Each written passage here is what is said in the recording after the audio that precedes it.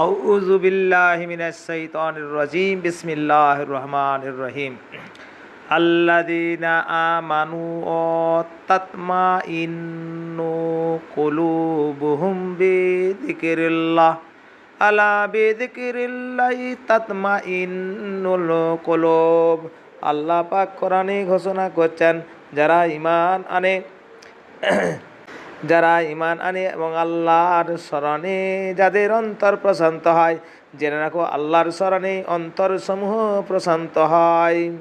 নবী পাক সাল্লাল্লাহু আলাইহি সাল্লাম বলছেন, শরীরের মধ্যে একটি মাংসপিণ্ড রয়েছে, যদি তা সংশোধিত হয় তবে পুরো শরীরই সংশোধিত হয়, আর যদি তা নষ্ট হয়ে যায় তবে পুরো শরীরই নষ্ট হয়ে যায়।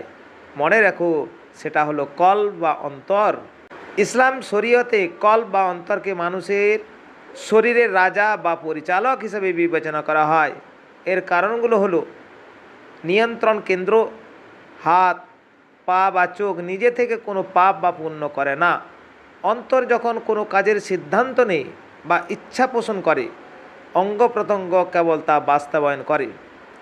ইমানের আধার। ইমান বা বিশ্বাসের মূল স্থান হলো অন্তর।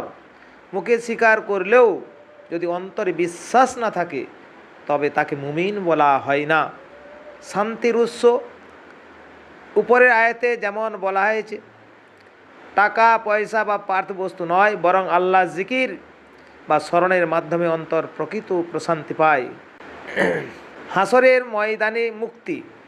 কিয়ামতের দিন সুস্থ ও পরিচ্ছন্ন অন্তর, যেটাকে কলবে সালিম বলা হয়, সেই পরিচ্ছন্ন অন্তর ছাড়া কোনো সম্পদ বা সন্তান উপকারে আসবে না। সহজ কথায়, একজন মানুষের চরিত্র এবং আমল নির্ভর করে তার চিন্তাধারা বা অন্তরের অবস্থার উপর। অন্তর যদি হিংসা, অহংকার ও রিয়া, লোক দেখানো মনোভাব থেকে মুক্ত থাকে, তবেই মানুষের পুরো জীবন সুন্দর হয়। ইসলামিক চিন্তাবিদ ইমামগণ, বিশেষ করে ইমাম গানজালির মতো বিশেষজ্ঞগণ, পবিত্র কোরআন ও সুন্নাহর আলোকে মানুষের অন্তরের অবস্থানকে তিনটি ভাগে ভাগ করেছে। মানুষ তার আমল এবং বিশ্বাসের উপর ভিত্তি করে প্রকারভেদগুলো হলো কলবে সালিম, সুস্থ অন্তর বা সুস্থ কলব। এটি হলো সেই অন্তর যা শিরক, কুফর, নিফাক, ভণ্ডামি, যাবতীয় পঙ্কিলতা থেকে মুক্ত। বৈশিষ্ট্য কি না, এই অন্তর সর্বদা আল্লাহর সন্তুষ্টির পথে চলে এবং এতে কেবল আল্লাহর ভয় ও ভালোবাসা থাকে। কোরআনের দলিল, সূরা আশ-শুআরাতে বলা হয়েছে, কিয়ামতের দিন কেবল সেই ব্যক্তিই মুক্তি পাবে যে কলবে সালিম বা সুস্থ অন্তর নিয়ে আল্লাহর কাছে দাঁড়ায় বা উপস্থিত হয়।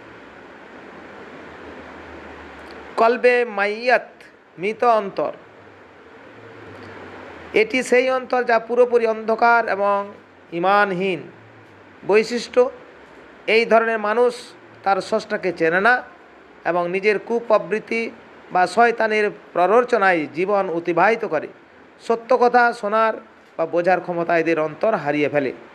অবস্থা, কোরআন এদের সম্পর্কে বলা হয়েছে, আল্লাহ তাদের অন্তরে মোহর মেরে দিয়েছেন, ফলে ভালো মন্দ বিচার করার ক্ষমতা তাদের থাকে না। কলবে মারিদ, অসুস্থ অন্তর। এটি এমন এক অন্তর বা কলব যাতে ঈমান আছে, কিন্তু একই সাথে পাপের প্রতি আসক্তি বা ব্যাধিও রয়েছে। বৈশিষ্ট্য, এই অন্তরে দুই ধরনের শক্তি লড়াই করে। একদিকে আল্লাহর প্রতি ভালোবাসা, অন্যদিকে হিংসা, অহংকার, লোভ এবং লোক দেখানোর ইচ্ছা। পরিণতি, যদি এই অসুস্থতার চিকিৎসা করা না হয় তবে এটি ধীরে ধীরে মৃত অন্তরে পরিণত হতে পারে। আবার সঠিক এবাদের মধ্যে এটি সুস্থ অন্তরে রূপান্তর হওয়া সম্ভব।